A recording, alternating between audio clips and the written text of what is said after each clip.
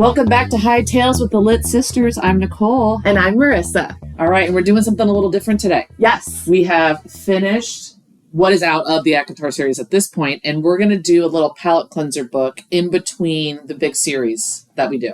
Because frankly, we need a break.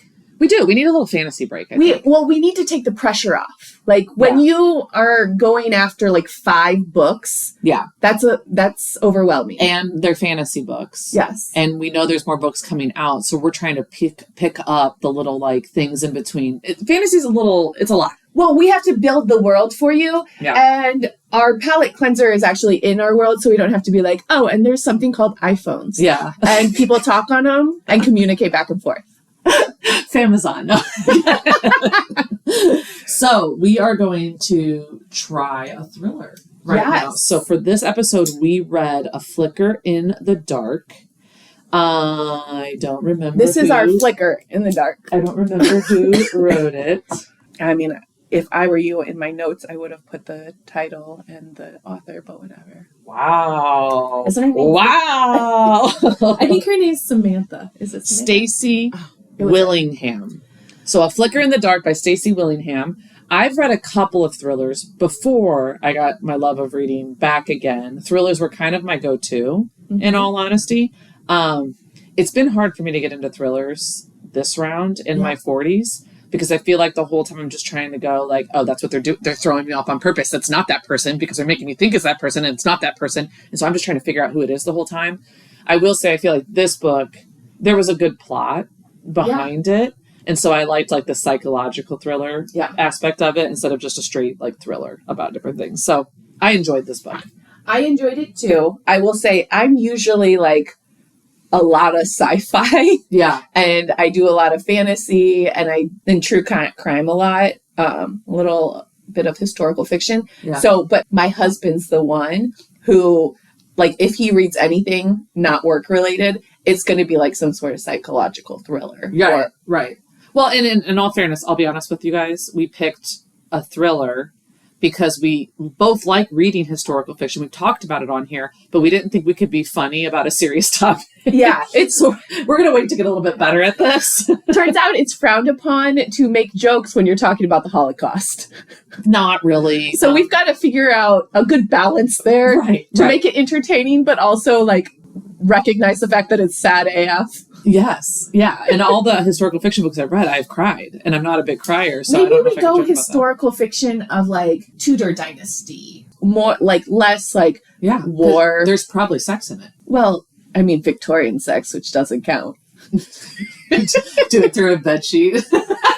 I like wore clothes and stuff. Right? Maybe it's Handmaid's Tale. Maybe we read Handmaid's Tale instead of watching it. I actually read The Handmaid's Tale for school and loved it and watched the like 1970s version. There's a 1970s version? Dude, it's you have to watch the original. Oh. Yeah. I did not know that. Yeah, there's the original movie from like the 1970s, 1980s. Okay. Watch it.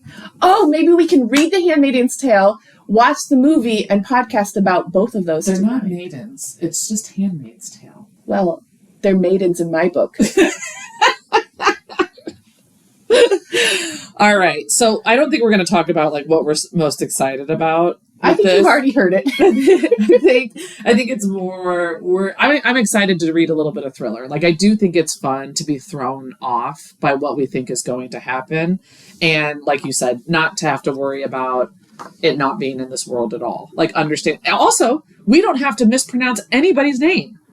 Wow. Yes, they're easy. But also, this was the palate cleanser I used as an opportunity to check if I could do a book on tape instead. Oh, you did do that. So I'm not even getting the main benefit of books on tape is like we won't pronounce everything horribly wrong. True. Yeah, you need to do forthwith. So was it Chloe or Clotha? Oh, slow. Oh, I did the recording, so I know it's Chloe. Oh, it's Chloe. It's not Chloe?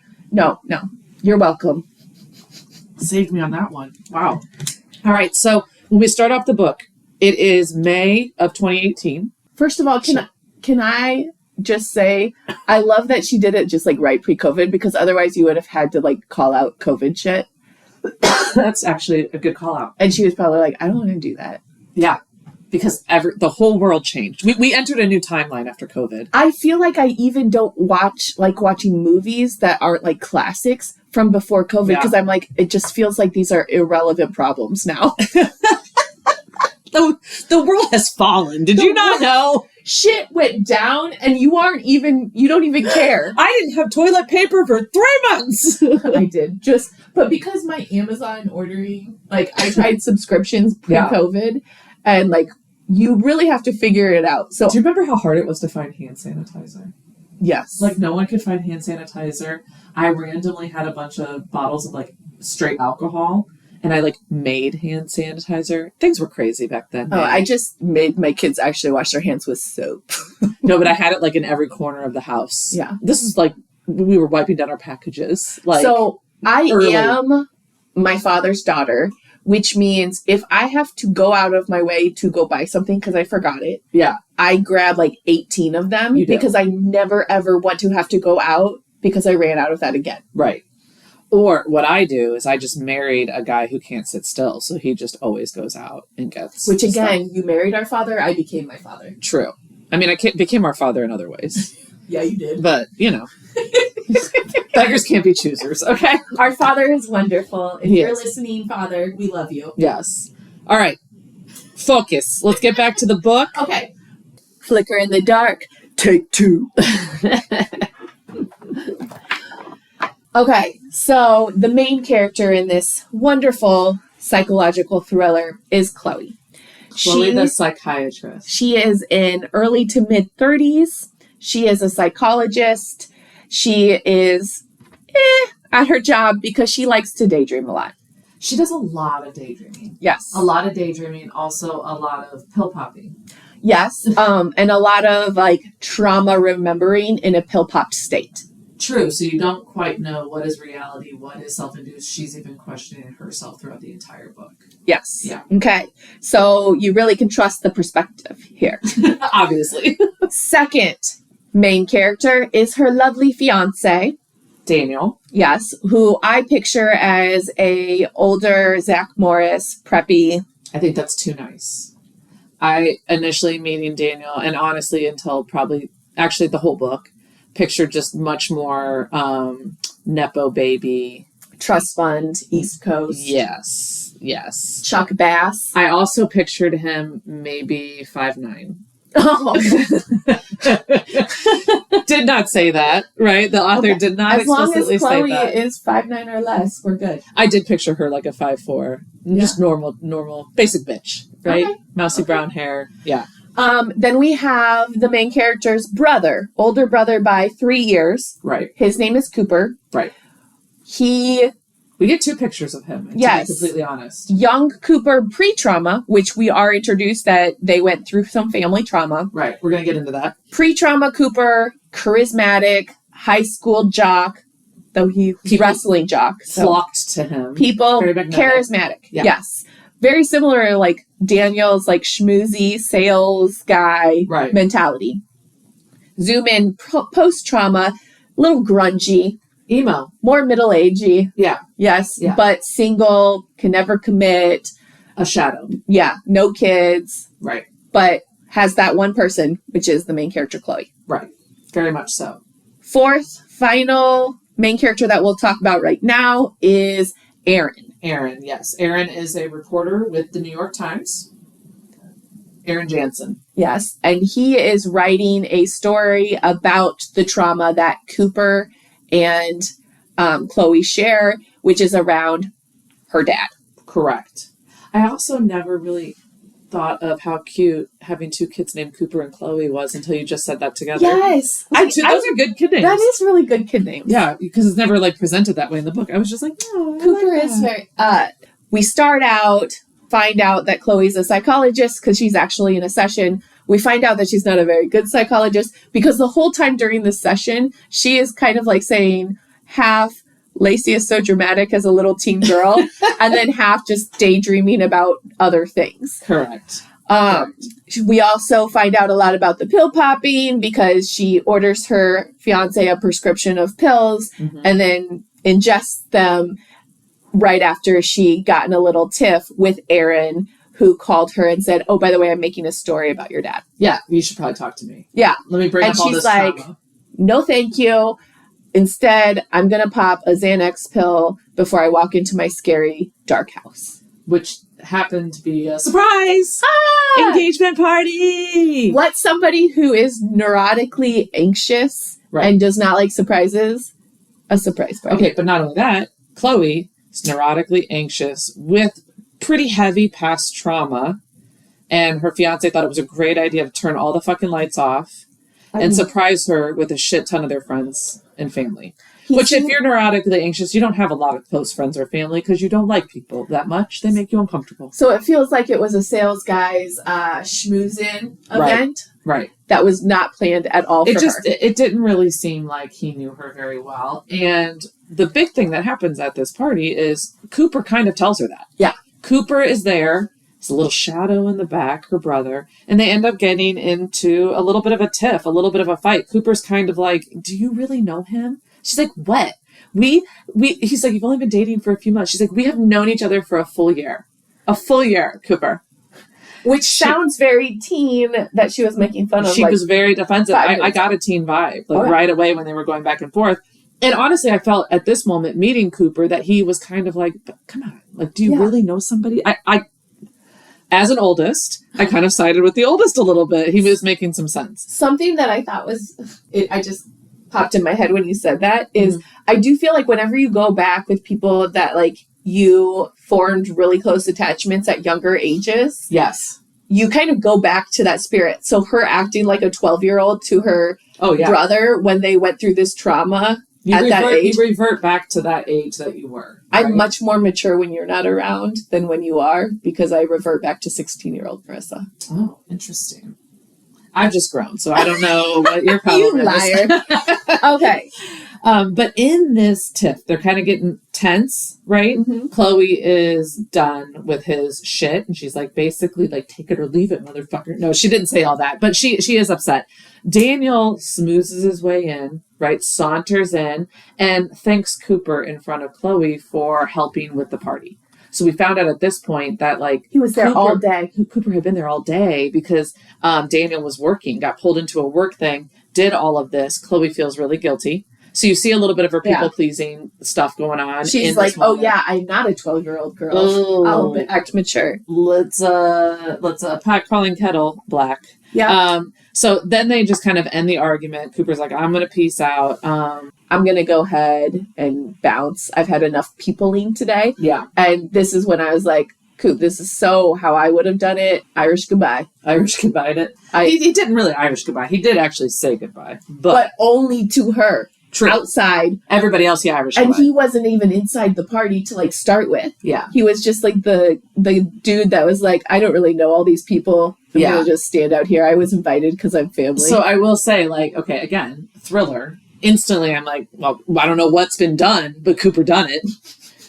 Obviously, he's the gray cloud. But wait, no, they try and let you think that that's what it is, and they veer you away. Well, so it's not Cooper. And it's kind of like they gave that aura, but then, she went through trauma, and he came to help. So maybe he's just a dude that went through trauma. Maybe. So he walks into the forest.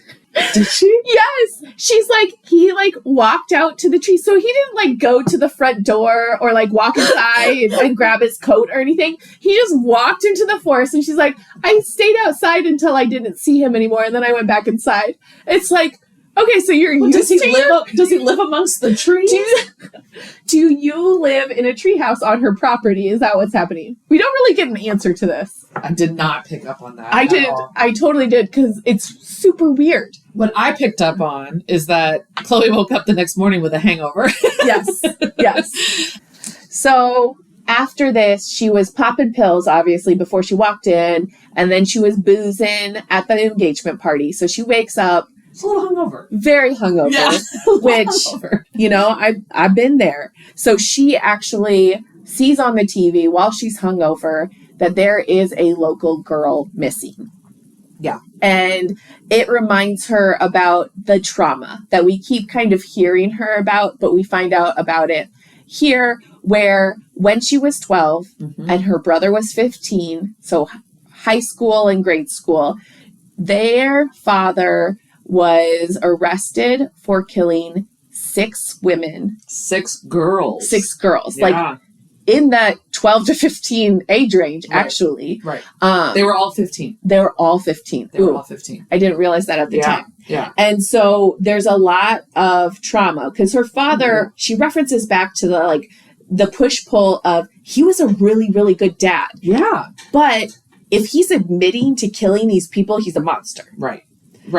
And not only that, like, we get very vivid memories of him being dragged out of their house, him looking at them and saying, be good. Yeah. Like, he knew the police were coming. The mom was crying. Like, traumatic. Well, and not only was the mom crying, she was like, gave up. Like, both of them look like, okay, it's done now. This is what it is. Yeah. And at this point, she hasn't seen or spoken to him in 20 years. So he went away. She has not seen or spoken to him. Well, it was literally the point in time where he said, I did it. I'll show you the bodies. Yeah. And she was like, he did it. I'm no longer his daughter. Yeah. He's no longer my father.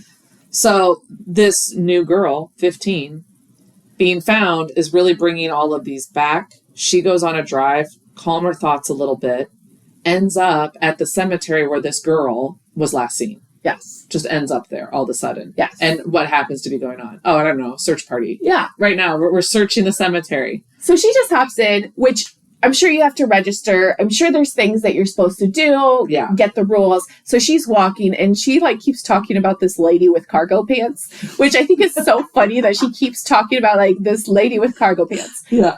But anyway, it was a middle-aged lady who feels like drama. And she goes, ah! And I think I found something. And so Chloe goes over there because she's like, I'm the most qualified person. Obviously. And it is an earring. Yes. And this earring is diamond and pearl. And she's like, oh, shoot, I think in the missing poster, this might be her earring. Right. And then, of course, because she's the most qualified person in the room, not having done the orientation for rescue workers, she grabs it with her bare hands. She did. And looks at it closer to inspect it with bare hands. Yeah. And a detective runs up and says, have you never seen a docuseries ever? Ever watched true crime? Anything. Ever. Anything. Actually, have you ever even watched the news? I feel like that is just normal. But anyway, she's like, I'm sorry, I'm really high on Xanax right now. She did not say that, but it was an awkward, I don't remember exactly what she said, but I feel like it was one of those this guy is blue or whatever. She just kind of transitioned and left. Yes. So not suspicious at all. No, not suspicious. Just hi, Nicole. Very. You should know this. We should. Yes. Sorry. Okay. And so we, have this missing girl. We hear about the trauma and everything. And the next day she comes walking into the office. Yes. And this receptionist, Melissa, is just bawling. And she's like, yeah, I know. I heard the body was found. So we find out that they found the body. She heard it in the radio on the way there. And she's like, oh, I wasn't crying about that. Another girl is missing. And it's the girl that was here for the session that she was a bad psychologist to. Yeah, she couldn't even remember her name. No, she could. She could actually remember her name. But it was one of her patients. Yes. Also a 15-year-old girl. And so she's recollecting the actual session that she was barely paying attention to. Yeah. Thank goodness she was taking mindless notes. But I will say she had a good breakthrough with this girl. She was daydreaming the whole time. We were a part of her inner dialogue. Yeah. She did notice that Lacey was hiding self-harm marks on her wrist with a bracelet. Yeah. And then Lacey was upset because her dad left. Yeah. And she made a connection with her. She's like, do you know what that feels like? And she's like, actually, I do know exactly what that feels like. And we actually got we got through it. We didn't know the details at that point of what it was, but she definitely related to her, and it seemed to me like Lacey felt a little bit better before she left. And that was one of the prescriptions she called in. It was, yeah. Yes. Yeah. So might as well get your patient on Xanax as well. Exactly. So she's like, oh crud. And that afternoon, some detectives walk in. Yeah. And she finds out that her appointment was the last place that Lacey was seen. So she was the last person to see Lacey alive. Yes. And so they're asking a lot of questions. The one of the detectives that came walking in, though, was the one that snapped that out of her fingers and was like, hey, you. Yeah. Like, don't touch this. Well, and he even asked her, do I know you from somewhere? But, like, he couldn't quite put his finger on it. And she knew, and she said no. Which is so stupid. Why do you lie to the police? That's such a stupid lie. I know, but that also, she couldn't explain why she was there. She was a concerned citizen who is a psychologist to young girls in general. Skipped the orientation, didn't register her name anywhere, ended up at a cemetery, jumped in and jumped out of a search party, and whilst high on pills. Fair. So also, though, this is a really good intro for us into her doubting herself. Yeah. Right? This whole what is reality? Yeah, she had to say no because she was also doubting how she ended up there, what was going on, right? Yeah, that's why you only do drugs at night. She should probably take some Xanax. In all honesty. No, she needs to lay off the Xanax. She's got a lot of mental dialogue going on, though. As a psychologist, I bet it's very humbling because she has to go to a psychologist, too. Right. Yeah. Right. All of these interactions, though, she is constantly, like, reverting back. We're hearing more and more of the backstory from her childhood. Yes. So, you know, the detectives ask a bunch of questions about, like, did you see her leave the building? Which direction did she go? And she's like, well, actually, I just saw her leave my office. Right. I can't actually see that. I don't even have visibility from my office. Right. I was here, like, just kind of like giving the lay of the land. They leave. They're also, but this whole time they're doing the normal SVU thing, like you said, that they're like, so what'd you guys talk about? And she's like, I can't fucking tell you that. Yeah. You know that. And they're like, if there's anything you can recollect, if there's anything that would help at all, you might save another girl. And she's like, I know your song and dance, I'm not telling you anything. Yeah. But how much pressure is that, though? She literally got guilted into, you know, rebuilding this trauma. Right. And at this point, like, Lacey's missing, you know, so it could be a violation of privacy. Yeah. Okay. So she's like, you know what? I really need to talk to somebody that can actually hear me. And she goes and visits her mom. But wait, can her mom actually hear her? No. Well, we think so, but she can't talk back. So I feel like she just needed to unload. Yeah. And she's like, I don't want to hear anything back. But let's the story of mom. Okay. Right? So we know dad has been arrested for these 6 girls. Where was mom in all of this? She actually was really fighting for him to get off. Like, she was. There's not that much evidence. So, like, in these flashbacks, we're seeing a mom, you know, who is like trying to kind of get her husband off. We also know at this point her mom, after her dad was arrested, tried to commit suicide. Yes. With her dad's belt. Yes. Kind of fucked it up. Yeah. And now is in like a vegetative state. And that is why she is at this home. That's why she can't talk back. Yeah. Yeah. And so Chloe starts talking about, you know, this, I'm pretty sure I have PTSD. Yeah. This is all feels very similar. I know girls disappear every day, unfortunately. She's like, but this is deja vu. They're both 15. I'm having deja vu. Yeah. And the mom is, of course, just laying there. You know, this new nurse is coming in and she actually feels very judgmental vibes. But again, in her head, she's so self-deprecating. It might be the vibes or it might just be a nurse trying to connect. Yeah. But she mentions, hey, there's been, you know, she's gotten so many visitors this week. How exciting. Chloe's like, wait a second. Well, initially she's like, Cooper did go, even though he got in that fight, you know, and he said he was going to good. And it was like, no, it wasn't Cooper. She knew Cooper. Yeah. So somebody else. So the nurse was saying, it wasn't your brother, bro. Yeah.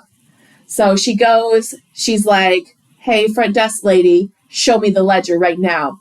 And she's like, well, you just signed it. You're good. And she's like, no. I need to look like a couple weeks back. Yeah. Yada, yada, yada. She finds out it's that journalist. Yep. And she's like pissed. Aaron. So she says, I'm going to meet you at a coffee shop and give you exactly what you want. No, she doesn't say that. Well, she doesn't, but she does get heavy worded with him. She shows him what's up and he wins because he wanted a meeting with her and he gets one. And when she's like, why'd you go see my mom? What does she have to do with this? And he's like, I wanted to get your attention. Duh, it worked. You're here, aren't you? Yes. But they really start talking. And he says that he's changing the angle of his story. It's not just about her dad because her dad's up for parole. It's about these other missing girls that are happening, murdered girl and missing girl. Yeah. And he thinks there's some sort of copycat killer. Yeah. And I will say that lets Chloe kind of open up a little bit. Oh, wait a minute. Yeah. Okay, so her wheels start turning as well. Yeah. Thinking through this whole copycat killer, she's like, I felt that connection. That's what I just talked to my mom about. Did she tell you? Oh, wait, she can't talk. And the detective calls and says, hey, we found the body.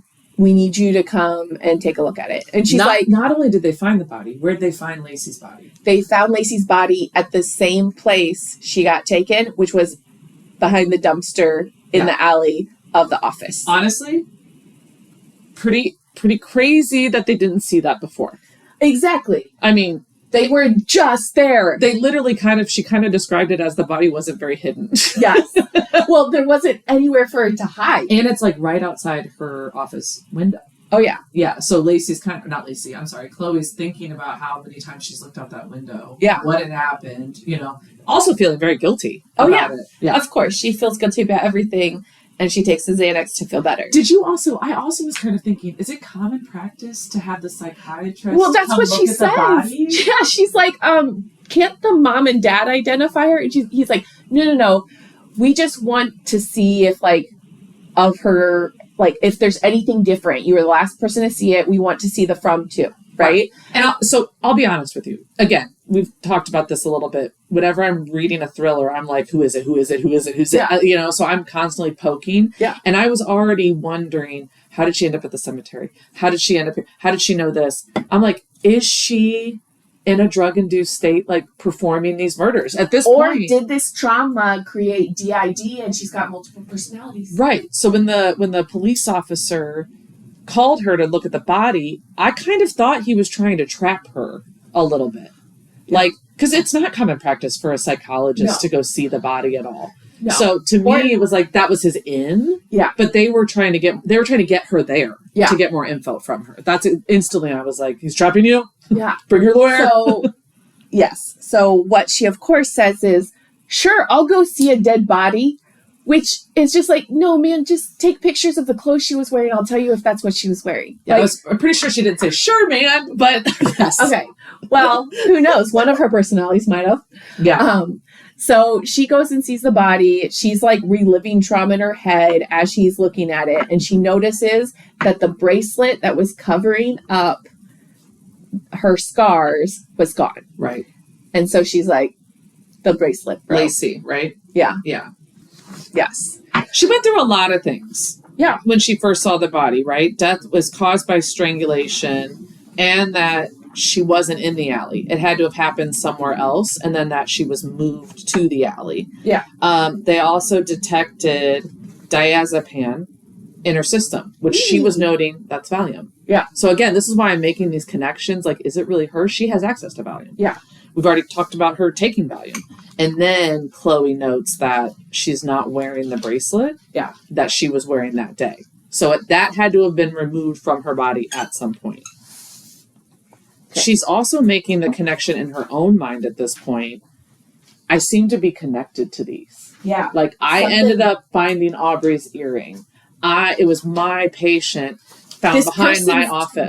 Trying to get back at me. Right. The whole time, though, I'm going, no, it's her doing it. She's got a second personality. So actually, when I was reading it, I did not hear that at all. But that's me. So she's thinking copycat and somehow associated with me. Right. And so she's going through in her head, there were tons of theories.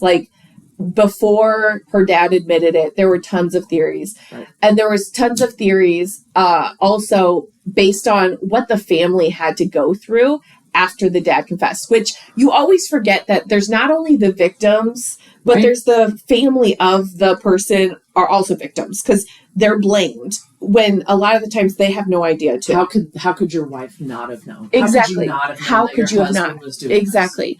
This? So one of those rumors was that retribution, because we find out that Lena, who was one of the victims, I think the first victim. Yeah. And Lena was a personality because actually, Chloe talks about Lena a lot because she actually knew Lena. That was one of the victims that she knew. She described her as a good friend, a close friend. And not only that, she was enamored by Lena. Oh, yeah. She talks about that one time at the carnival. The crawfish thing, right? Yeah, and this is also talks a lot about Cooper, like pre-trauma Cooper. And he's like sauntering and people are following him and he's just really engaged. And she's a 12-year-old. This story is when we see this other side of Cooper because that wasn't who we knew before. When we first met Cooper, he was sullen, emo, right? Yeah. Now people are flocking to him. He's the jock. Everyone's around him. But he's very focused on his sister and like her needs and all of that. And Lena comes over and it feels like flirty where she's like, oh, I can hang out with your sister too. Mm-hmm. I'm drinking this alcohol. She actually gives Chloe some alcohol. Chloe doesn't know it's alcohol. And she just gives it to her. And as Chloe takes it, Cooper's like, you can't give her that. Yeah. Yeah. But Lena was a very much like bad girl, like, and that Chloe just thought she was like the coolest thing ever. And she was wearing this little belly button ring. Yeah. She's like, look, it's glow in the dark, and she like cupped her hands over it and let Chloe look. Yeah, and Chloe actually noticed her dad like waved at Lena and was like staring at her with her shirt half up and stuff like that. And those were one of the things where it's like there are signs. Yeah, you know, Lena waved at him. Yeah. Kind of inappropriately. And her dad, she just remembers her dad. It wasn't appropriate. Like the vibe between that staring and notes it. Right. So then we find out also that her mom was having an affair with Lena's dad, who is Bert. So her dad, Chloe's dad, might have murdered Lena to get back at the mom-dad affair. Davis. Yeah. And so Bert actually really blamed them, like got caught throwing bricks through the window, like was drunk on the front lawn, and Cooper had to come out as a 15-year-old kid and say, get off my lawn, you're harassing my family. We had nothing to do with this. Right.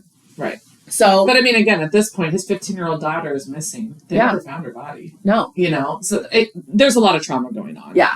So she actually like starts searching like, oh, what's Bert up to these days? Yeah. And she finds out he's in Baton Rouge too. Mm-hmm. And he I think Aaron actually finds all of this out because they're kind of in cahoots now. That's part of what he brings is that he's been in and out of jail for the last 15 years. A lot of like petty stuff, though, if I remember right. It was like public drunkenness and DUIs. And so his life basically ended. Yeah.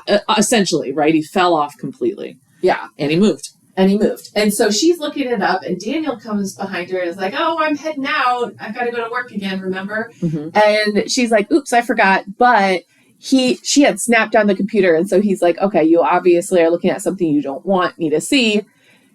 He opens it up and it is Bert on the front of on the screen. Which she's like, oh, I'm busted. Yeah, he knows. But he's like, are you scared? Yeah. Is that what is happening? Oh, you want to get a security system? Sure. Yeah, call them. He sees the security company. Yeah. And she's like, oh, yeah, why would he make that connection? Another opportunity where she should have just been honest with her fiance and been like, no, actually, that's one of my father's victims. Yeah, he's like if it's going to make you feel better, just like go get it. Call him. Just go do it. Yeah. She's like, oh, I'll think about it because it's expensive. / I don't actually want it. I'm just looking this guy up. Yeah.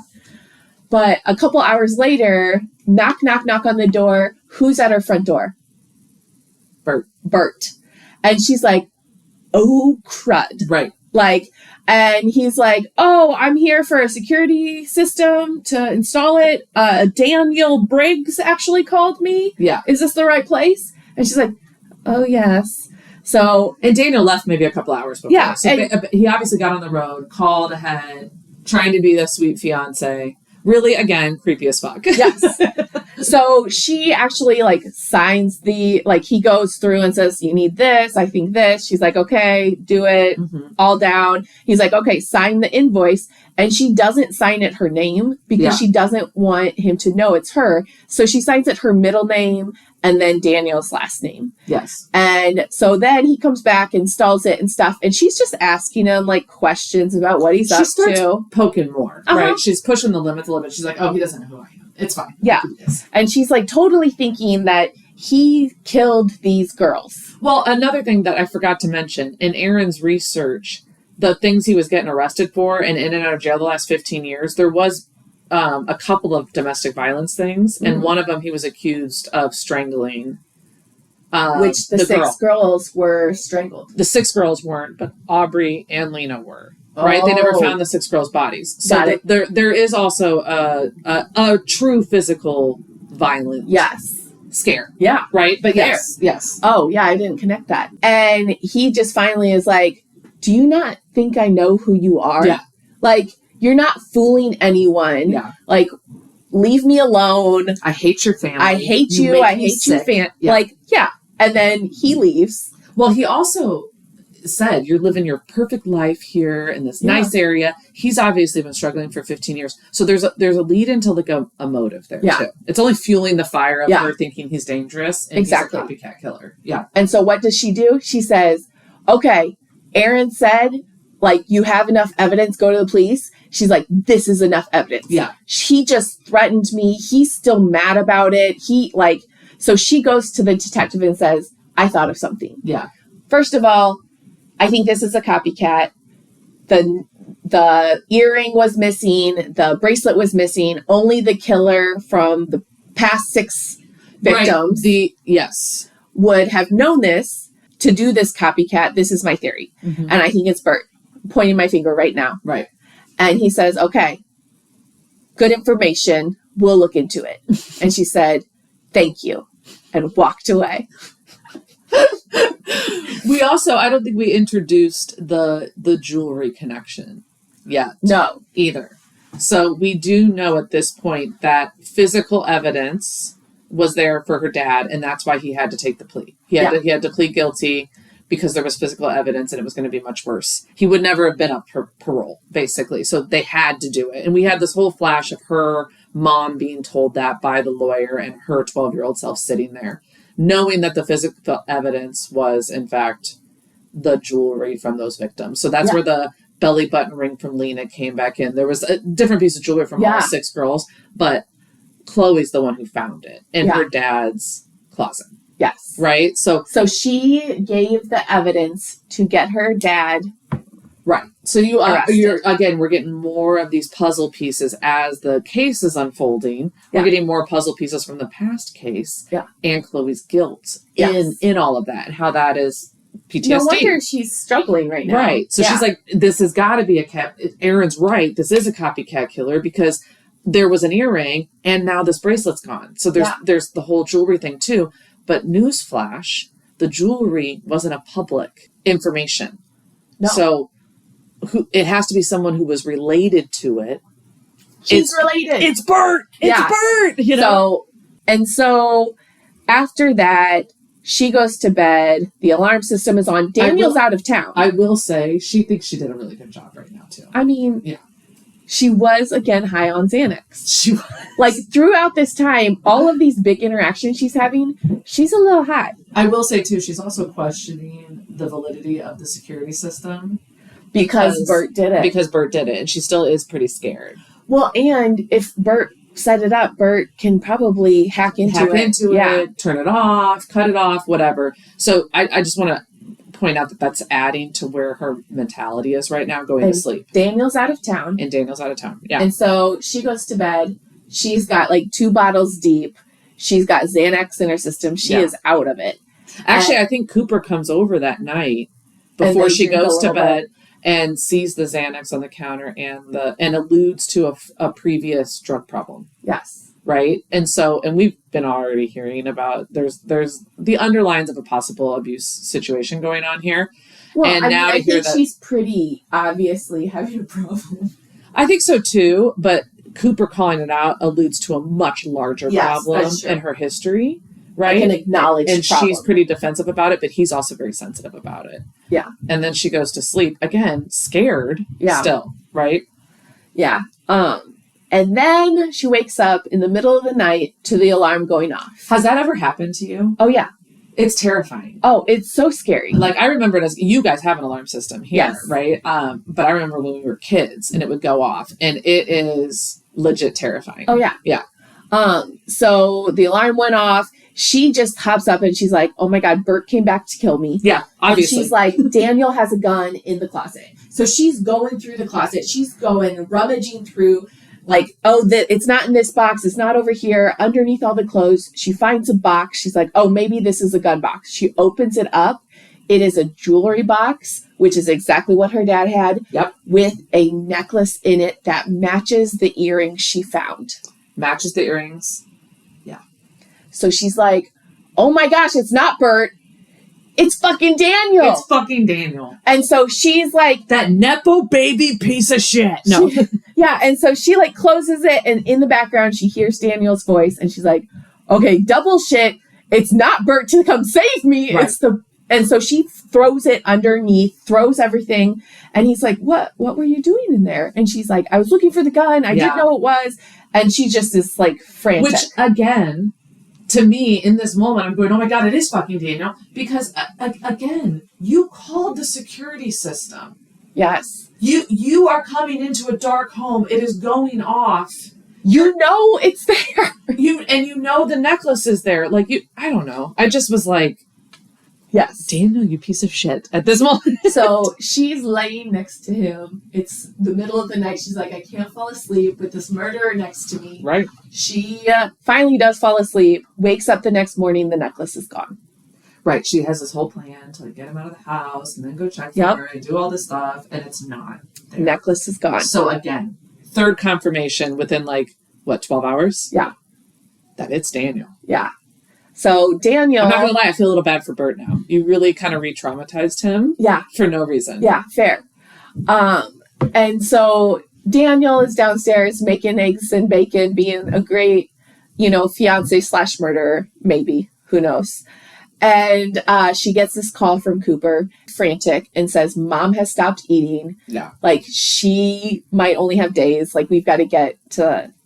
meet you there, basically. Right. So Chloe just picks everything up and just starts getting out. And Daniel's like, well, I have a surprise, and stuff. And she's like, okay, he's a murderer.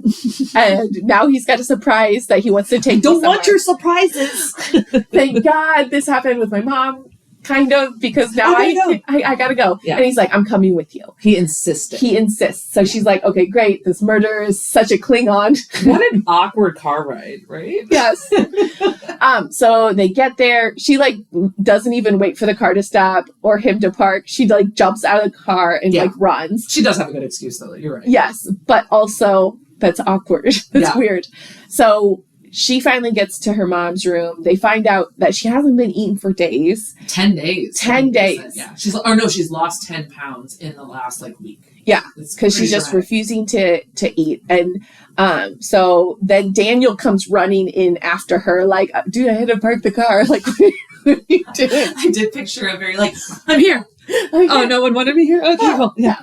And Cooper's already there. Yeah. And so she just pretty much says, okay, everybody leave. I need to talk to my mom. Can I have a moment with my mother, please? Yeah. And everybody's like, what? She's not really talking back or anything. She's my mom too, by the way. But so the doctor leaves and she's like... Oh, and this is Daniel's first time meeting her. Oh, yeah. In all honesty, too. Yeah. I forgot about that. So the doctor leaves, oh, can I have a moment alone? Yes. The doctor leaves. Cooper and Daniel both kind of stay, oh, but she doesn't mean me. Not me. Yeah. Well, actually, Cooper was like, Daniel, not me. Yeah. And Daniel was like, Cooper, not me. No, both y'all. Yes. Y'all leave. Yeah. And she's like, Mom, what's going on? And she notices that her mom twitches her hand every once in a while. And she's like, oh, maybe she's communicating. And she's like... And she does recall that from the last time. She came to talk to her mom and just unload. Yeah. That she would get... her eyes would get a little wider and she would do this thing with her hands. Yeah. So now she's remembering that too. And so she says, if you can understand me, squeeze your hands. And so she does her hands. And so she's like, okay, she can definitely do it. So she goes and gets all these Scrabble pieces. Well, no, even before that, she says, is this hunger strike because of those missing girls I told you about? And her mom did yeah. She's like, okay, that's all I need to know. Yes. Yeah. And then goes. And so she goes and she gets all of it. And she's like, okay, I've got to start simple. And she's like, asks a yes or no question and holds up yes, holds up no. And her mom squeezes her hand. So through this communication, she realizes that her mom understands, which so sad that the mom has understood and That's exactly what I was thinking this whole time. The whole time I was like, oh my God. Sucks. Yeah. So her trauma sucks. Yeah. But she basically was like, her mom confirms that she thinks the current murders are connected to the girls missing in 1998. So when she says like who, mom starts to spell out D, A. It's like, I don't need to hear anymore. Well, Cooper also interrupted. Yeah. By Cooper and Daniel. They were like, enough's enough, we're family too. And they came in right after D, A. Now, like, me and you both had very different reactions. Right away, I was saying dad. Because I was saying you thought Daniel as well. And that's what Chloe thought. Chloe was like, she's spelling Daniel. My point was, this was her first time meeting Daniel. The whole book we've been hearing about how she hasn't taken him yet to meet her, and he wants to meet her and all of this stuff, right? And it was more like embarrassed, like she was a little embarrassed by it and all of that. So I instantly was like, no, the connection is dad. Like, go fucking ask your father who's in jail for this shit what the connection is. He's going to know. Ooh, maybe dad is working through Daniel. Who knows? Yeah. You know, I didn't necessarily think it was dad in a good way. Yeah. I thought it was dad. Yeah. Go talk to dad. Go talk to dad. He's the one in jail for it. Prison. Oh, man. Okay. And so she comes home. That's a lot to unwind. And the detective comes and is like, hey, can we talk? And she's like, okay, how do I tell him I have a brand new theory? Like, remember the bird thing? Never mind. And he actually says, I need to talk to you about a restraining order that Bert... Funny you should think Bert. Bert has a restraining order. And Bert said you harassed him. Yeah. And so we find out that the police have been hunting down this Bert lead since she last talked to him. And that it all came out that, like, of course it wasn't him. Evidently, and that this is not the first time something like this has happened. Right. And we had heard a small mention of her previous boyfriend earlier in the book that was hushed away very quickly. But we found out the story now when the detective was like, hey, you ever stalked anybody before? Yeah. And so this story is crazy. It really is. Because I feel for both sides of the coin. It sucks both sides. That's why I think it's crazy. Yes. Yeah. So her roommate... I don't even remember her roommate's name, but her roommate Sarah and her were at a party, and she was kind of eyeing this boy named Ethan across the way. She just liked his vibe, right? And so Sarah, being the flirtatious person, like was like, oh, and like goes up to Ethan and starts talking to him, and she's like, Chloe in her head is just like, oh, here she goes again, just taking whatever I want, right? Like, just showing that she has the power. Like, party girl, everyone loves, popular girl, friends with the wallflower. Reminded her of who? Leah. Do you remember? Lena. Sorry. Yeah. And so Ethan ends up coming over, and evidently Sarah was like, oh, I know him. I'm going to come introduce him to her, Chloe. Right. And so Ethan and Chloe end up dating for a while. Yeah. They hit it off. Yeah. But then Sarah disappears. Right. And so... And granted, this is like 5 or 6 years after her dad's thing, right? Yeah. So little and disappearances tend to be sensitive. Yes. And this happens, I don't know, she knows Ethan like 8 months or something like that. Yeah, I think so. I think you're right. 8 months. They had been dating 8 months. And so Sarah disappears and she's freaking out. And she's like, I need to go to the cops. Ethan's like, no, you're fine. He was downplaying it all. She was like, I need to call her mom. Like, she hasn't come home. She isn't answering her phone. Like, she actually goes into her room and pulls back her sheet and finds, like, a bunch of blood. Yeah. And she's like, something happened. Like, this isn't, like, and going through a lot of trauma because she's like, they're signs. Like, I didn't see the signs last time. And then Ethan breaks up with her. Yeah. Which is another, like, well, what are you talking about? You've been downplaying this the whole time. Yeah. You break up with me right when I find blood all over my roommate, who's AWOL. And only me and you have access to this apartment. Right. So she definitely thinks it's Ethan. She actually... Obviously is like, let me go research this myself. Yes. So he breaks up with her. She actually goes to the cops. Mm-hmm. And she says, it's Ethan. My roommate was murdered by Ethan. Yeah. Yes. She goes to his house. Breaks in. And she finds them together in bed. Mid-coitus. And so here she is thinking that she's going to find Sarah's body or something in this house. Or confront her murderer. Yes. And her ex-boyfriend and her roommate are having coitus. And insult to injury, the blood is from a miscarriage because she was pregnant with Ethan's baby. So she disappeared because it's like, I just had a miscarriage, but if I tell you the story about it, you'll find out that I was the person who cheated on with your boyfriend. I will say, though, the ball's on Ethan to go file a restraining order on her. Yes. I'll be honest with you. I didn't think that made her look like this psycho stalker. Like, come on. I mean, her dad's in prison for kidnapping 6 girls from 5 years ago, 6 years ago, maybe. And this happens. Of course, she's gonna and what's the word? You guys were having sex. So what? She broke into your apartment. I don't know. I could see the police being like, no, jealous ex-girlfriend. You know what? I'm telling you right now. I see Ethan. It's on sight. Yes. I think he's kind of a scumbag. That story kind of pissed me off. So Chloe was like, why did you make me say that? Obviously you already knew that. And he's like, I just wanted to remind you of what happens with, you have a history now of falsely accusing people. Yeah. And stay out of my business. I know you were the person that had the ring. Yeah. He knew you that day. Not ring, earring. Earring. Yeah. But he also drops that in that conversation. Yeah. Also stay away from crime scenes. Yeah. I know you. Stay out of my business. So you're too close to this. People are talking and it makes you look suspicious. So this is when we've been like, okay, Bert's a suspect. Okay, now we think Daniel did it. And now it's like, oh, we find out the police think you did it. Yes. And maybe if multiple personalities, we talked about it. Right. Maybe, I mean, I'll be honest with you. In my mind, Chloe was a suspect for a while. Now it has been Daniel. I mean, how can you deny the, necklace in his and then being gone, right? Yes. So I totally think it's that. But going back, I'm like, well, shit. Yeah. See? The police maybe were doing their job because I thought it was you too. So she says, I cannot go stay with Daniel and I evidently can't go to the police because they just told me to F off. Right.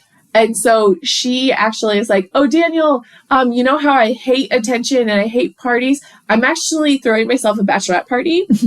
And, my receptionist is going to come and my best friend's going to come. Yeah. And we're going to the best friend that actually knew them when they first met. Yeah. So this best friend was at the engagement party, the surprise engagement party. Remember, she was bitching about her stepdaughter, and she's grounded for sneaking out and stuff like that. But she also worked with her at the hospital when her and Daniel met each other. Remember, it was her last day, and Daniel was coming in as a pharmaceutical sales rep. And she was like, "What if you would have quit one day earlier, one day later?" Yeah, crazy. Let me write my phone number in this book for you. And she says, okay, see ya. And he's like, okay, I'm going to text Shannon and ask her to send pictures. And she's like, ooh, don't do that. No need to do that. I'm going to go tech free. No pictures, no nothing. No, I'm not allowed to contact you. Yes. And then she gets in her car and drives away. And I'm like, first thing you do is you text your friend and say, cover for me, man. Right. She did not. But she did not do that. She doesn't have a background in lying. Again, she's high. Okay. So she's driving. She picks up Aaron because evidently she's like, I got new evidence. You got to see it. Yeah. She checks into a shady ass hotel and then calls Aaron and is like, hey, and she's not very far away. She's like 40 minutes. Yeah. Not New Orleans. No. And so they show up on this door and Aaron originally is like, okay, how are we playing this? And she's like, you're a journalist and I'm going to put on big glasses because I'm so good at disguises so that way she doesn't think I watched this movie called Superman and nobody knew who he was just when he put glasses on. So that's what I'm going to do. Perfect. And she's like, and I'll just ask random questions. Yeah. And he's like, okay. And so he knocks on the door, badge up. And let's set the scene a little bit. This is not the best side of town. Nope. There is nobody around. Mm-mm. This is I got very bush people. Yes. Vibes from this, right? Yes. Okay. Poverty. Yes. Poverty. And so this is Mama Briggs. So Daniel's mom. Right. And we know that she's not even invited to the wedding. He has no relationship with her. We also know that he had a sister who died. who died or was missing. Well, yeah, they had like a whole trauma bond over that. Well, and she evidently was somehow connected. Well, he lived close by. Yeah. So when we found out about it, it was a missing person. Daniel said he didn't know. Nobody ever found. Right. And he had said he didn't know about her past. But then when she found out like where he was from, it's like, how could you not have known about it? So that was part of when we thought, thinking Daniel's a suspect. And now she found his mom. Yeah. And is getting info in the guise of being a reporter. And this woman is not looking great. She's got a black eye. Yeah. Her whole aura, house, everything smells like cigarettes. It does. And she even drops about like, well, you better be gone before my husband comes back. He's got a temper. Yeah. When you see the black eye. When you see the black eye. Yeah. And so she sits down and they start asking about her missing daughter. And about possible connections to the Bro Bridge killer. Did she references Earl's temper, her husband's, being like Daniel's? Like that Daniel has a temper too. So this is also adding to he's got a temper problem. Okay. Yeah. She also just randomly throws out there that she suspects Daniel may have had something to do with Sophie's disappearance. That they're there talking about. Which is a pretty big thing for a mom to say about her son and her missing daughter at the time. So then Chloe's like, hey, so could we like maybe see their rooms? Yeah. And she's like, yeah, go right ahead. It's upstairs. She sees in Daniel's old room all these stacks of like newspapers and clippings about the Bro Bridge murders. Yes. So he totally fucking lied. And Aaron, who's the journalist, always said there's two type of copycats. Right. One is somebody who reveres. Right. And then one who is like disgusted. Right. And so she's like, oh shoot, he's the revere. Right. And that's also why she thought Bert. Yeah. Because Bert was the opposite, right? And he was the disgusted. sad thing about it too is then that means he's just with her because he like wants to be closer to the family. It's sick. It's really sick. So she's freaking out. Yes. Goes to leave. Diane notices her engagement ring. And says, what is this? What is that? This is Sophie's. Right. It's Sophie's ring. How did you get this? Who are you? She's trying to rush out. Aaron hadn't made this connection yet. No. Aaron knows none of this. Now he knows who Diane is and what the connection is. Yeah. Right? And so they're chasing. And then, like, the mom fell in the road. I did kind of feel bad as they're, like, zooming away. Like, she just bounced on the gravel as they went away. Yeah. And immediately Chloe pulls off the ring, throws it on the floor, and she's like, okay, my dad first, now my fiancé. Yes. I literally am the worst judge of character in the world. Totally. Yes. I should probably sleep with you tonight in the hotel. Well, let me pop some Xanax, let me drink some booze. Yeah. And she initiated it too. She did. You know what After I thought? we just heard all of her self-deprecating, I picked the worst men, and then I thought, what an unethical SOB. She is obviously in a horrible emotional state. Right. And you are writing a story. This is an informant. I know, but I got kind of like nerdy, like cute dork. From like Aaron. where he's like never had sex. And so it's like, holy shit, it's going to happen. Yeah. And it's like, oh, he grew up and he's like he's a cute nerd. He's a cute nerd. And it's like the hot traumatized girl is into him. It was kind of one of those like, oh, we shouldn't. Okay. Oh, okay. I did not like that vibe. But then when she wakes up and he's not there, and she's been like asleep for 12 hours, like a half a day. Yes. Then I was like, oh no, sleaze bag. Yeah. Like very quickly that shifted. Yeah. Why was he gone for so long? And she looks at her phone and she has so many missed calls. Right. And so Daniel, of course, a lot of missed calls. The text messages are, where are you? Call me. Where are you? Shannon, there's a bunch of missed calls. Yeah. She's like, oh, crud. They know. Because he must have sent that text message to send pictures. Hey, I'm going on a bachelorette party. No, Shannon's the one calling because Shannon's stepdaughter is missing. Yes. And so the jig is up. Daniel also knows. Another 15-year-old girl is missing. Yeah, that's right. Her stepdaughter is also 15. Yes. So Chloe's like driving back home. She's like, I'm going to be there any second. She's like, I'm not home. I'm looking for my daughter. And Shannon's actually pissed and is like, by the way, Daniel called me and doesn't know where you are either. Yeah. Like, where are you? You obviously are going through stuff. I can't even deal with it right now. Yeah. I need you to help. Right. Start searching for my daughter. Yes. And so finally she's driving along and she's like, okay, it has to be Daniel. Right. One of the voicemails from Daniel or text messages was, this is your house. You obviously need some space. You don't have to go hide to get that space. This is your house. I'll leave. Yeah. And so she's like, I've got to get there. He knows where Riley is. I've got to get there before he leaves. And so she zooms all the way back home. Mm-hmm. And then the house is completely dark. And she's like, well, hold on. I don't want to go in there if there's a murderer. Yeah. And so she's like, I've got the security camera. So she looks at it. She sees Daniel sitting on the couch. What does Daniel have in his hand? The necklace. The necklace that matches. Necklace that she had found, and then it wasn't there, and then it's in his hand. Which, of course, he had it. Yeah. But this confirms that total confirmation. I'm like, holy shit. He's revering it. He's like looking at it. Yeah. And then he stands up with his luggage, goes, and then turns off the light. And she's like, okay, where could he be? Yeah. Where could he be? Ding, ding, ding.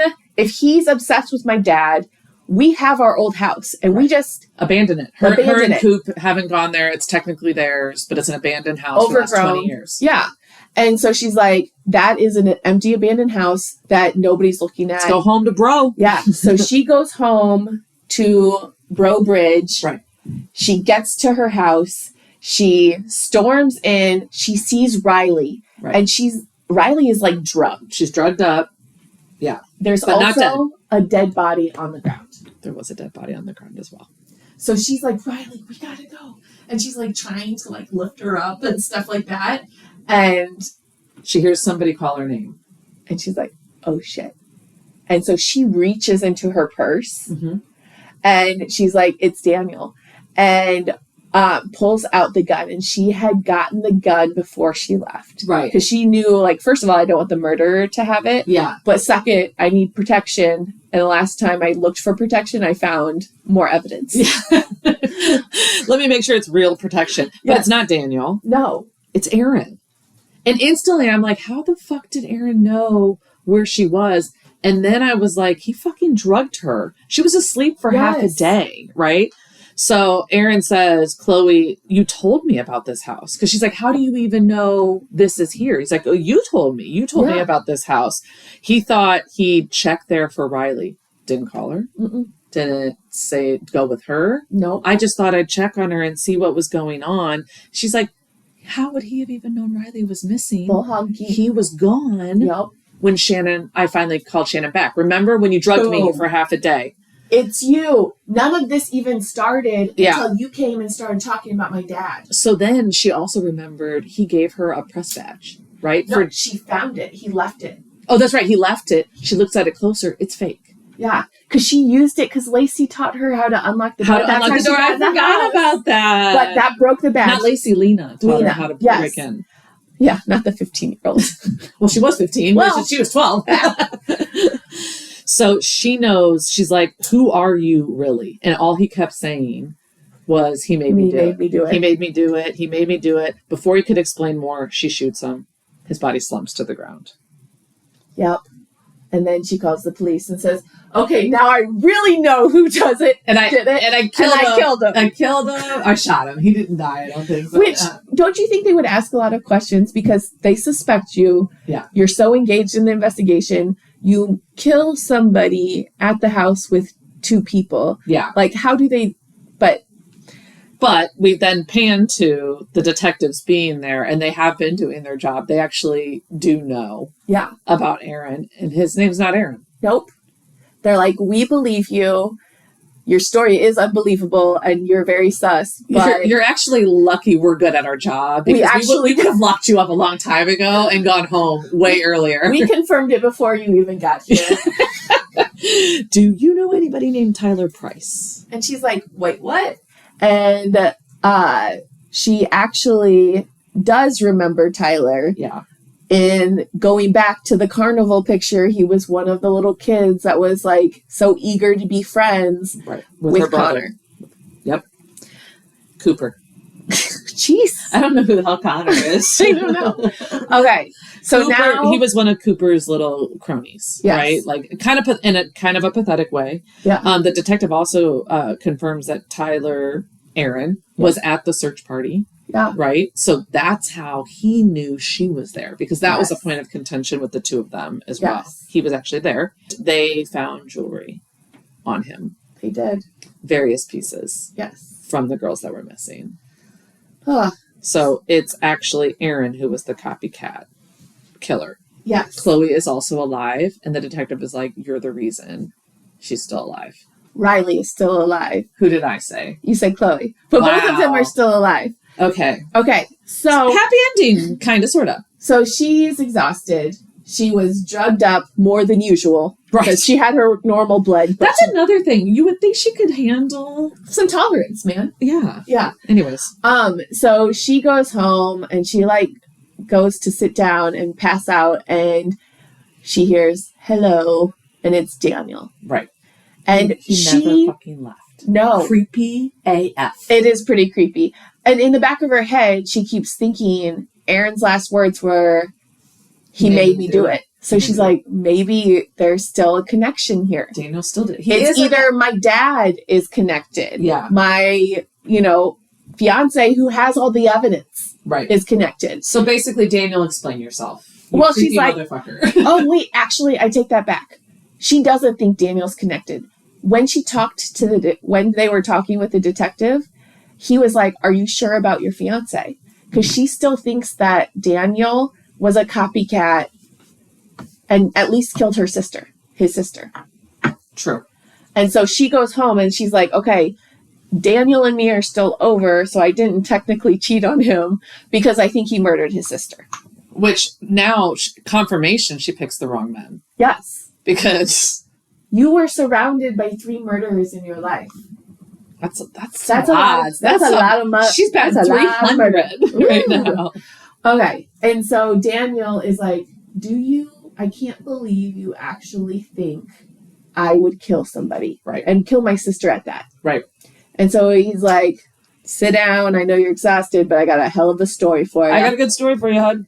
And so it turns out, obviously, his dad was very abusive. Yeah. We saw that by his mom's eye. Yes. Yeah. But he wasn't only abusive to the mom.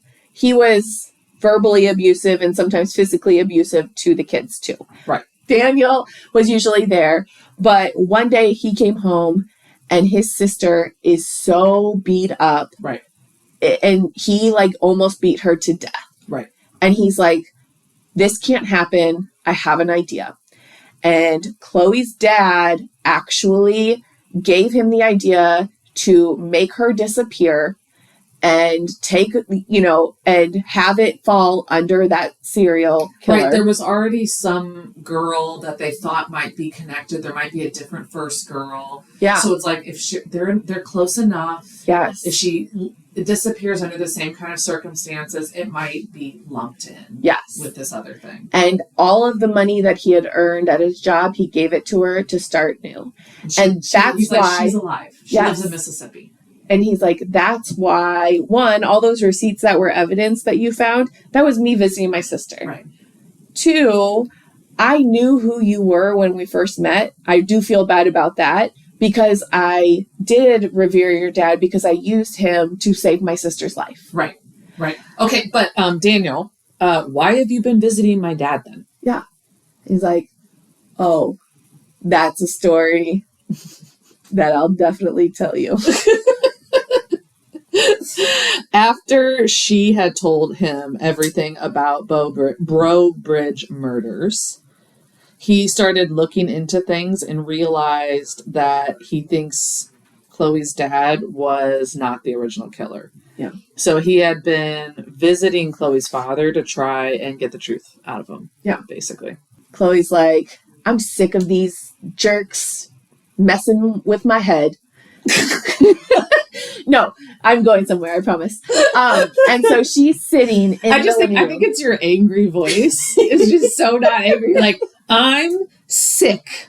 It's like our little niece, like trying to like play an angry part. Like, I'm sick of these bros messing with my head.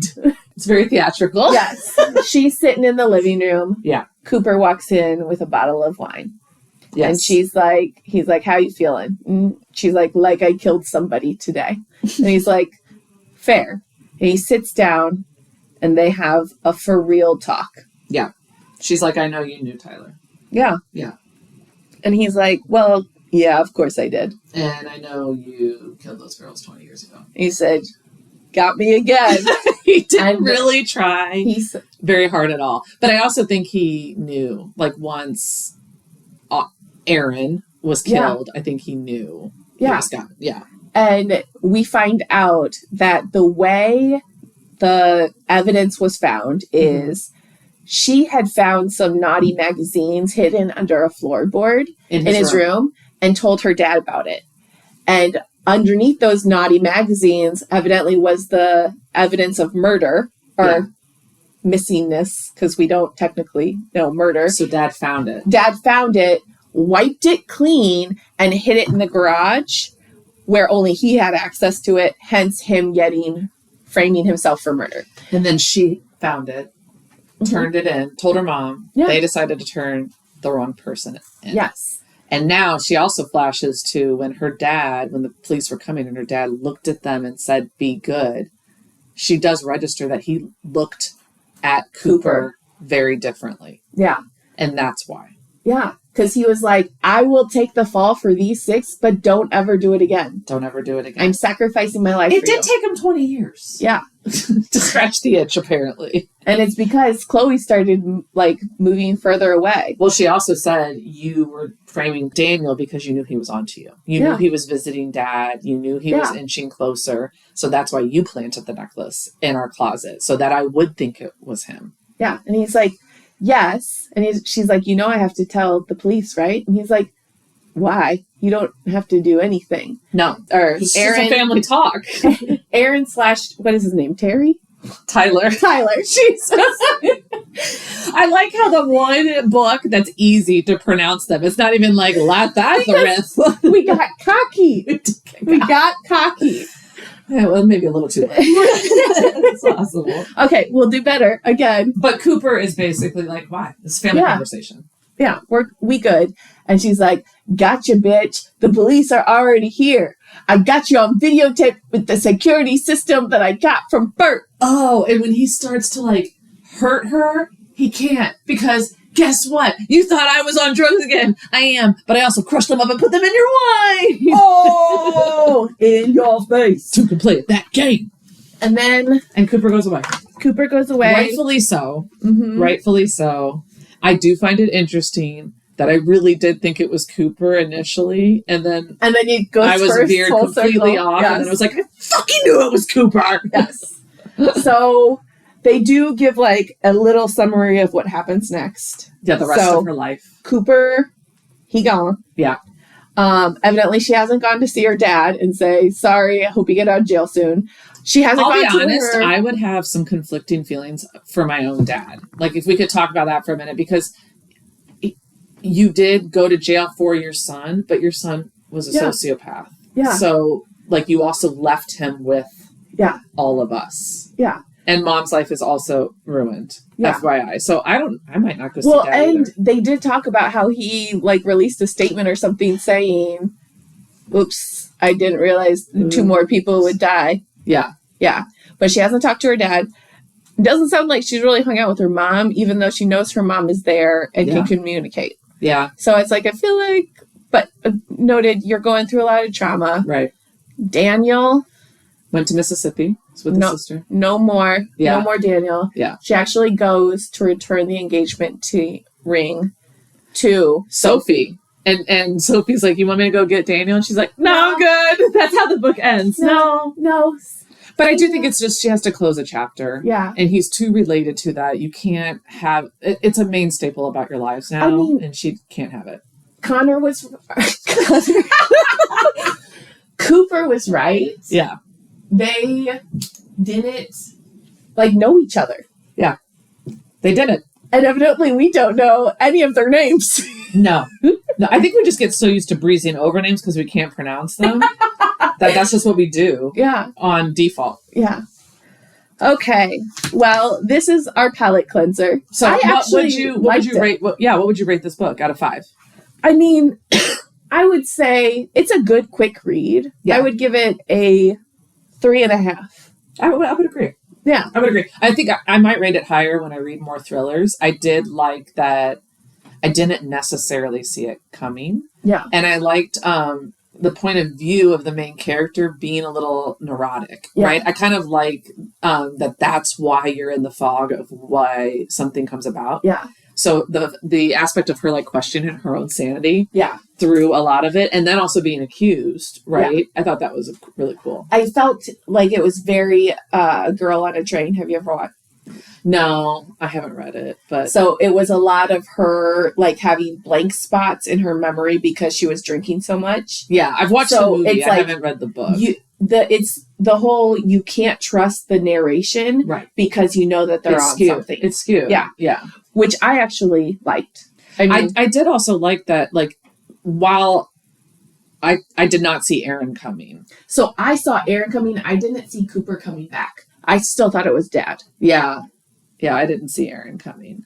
Maybe at very initially when he was calling a lot and they were first getting together, there were like little things like, oh, maybe it's that. But I was so focused on Daniel at that point that I didn't really see that coming. Dude, as soon as he slept with her, as soon as Aaron slept with her, I was like, unethical. Nobody from the New York Times would sleep with a... That's very true. Yeah. The sleeping with, no. The waking up drugged. Yes. Yes. Yeah. Yeah. That one was a little... insane. Well, and I like that there was that little side story with Daniel where he was a really good guy, and that was an interesting twist that you wasn't even on your radar. Yeah. That made it interesting to distract us from knowing it was Cooper. Right. Fucking Cooper. That you could let your dad sit in jail for 20 years. But he didn't care. And then visit your mom or you caused this, man. Yeah. He was visiting. No, they always fought on who had to. They were going like every other week. Oh, and I think he had missed a whole bunch. Yeah. Really, we know he was like white knuckling, not being able to murder people. Ugh. So I liked it though. It was a good book. I would say it was worth the read. Yeah. I would agree with like a 3.5. It may be 4 once I read more thrillers. I did enjoy it. Yeah. It's not like I could put it down once I started reading it. Okay. That was our four yay. That did not sound right. Foyer. No. That's our jaunt into psychological thrillers before we start our next series. Which is... Fourth Wing. Woo. I am very excited for this I am one. super excited too. I am super excited. And we are pretty much going to be running right into the release of the third book, Onyx Storm, which I'm very excited about as well. Yes. So, we're going to be back in our fantasy realm, but I think this is going to be a continuous thing where we do a little like one book palette cleanser in between our in-depth fantasy series. Yeah. So let us know if you have any suggestions on where we should. Yeah, comment wherever you're listening to this podcast and let us know what you want us to do next. Or if you're one of the 30 people listening that actually knows me, maybe text me. Let me know. Let me know. No, Mom, can you text us? Let us know what you want to read, Mom. All right. Well, please follow Hightails Lit Sisters on Instagram, YouTube, and subscribe wherever you listen to podcasts. Okay. Thank you for talking Hightails with your favorite Lit Sisters. Goodbye. Bye.